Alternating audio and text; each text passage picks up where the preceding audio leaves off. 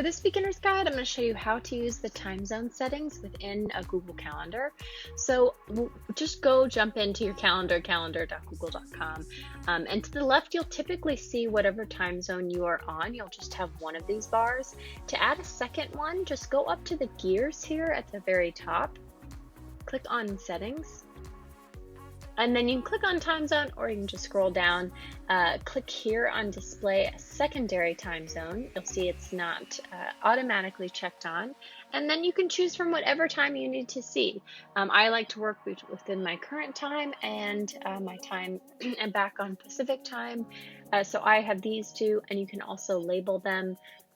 Once you make that check, it'll save it for you automatically, so no need to go down and add any additional save. You can just go back to settings, click on that arrow, and now you'll see the two time zones right next to each other.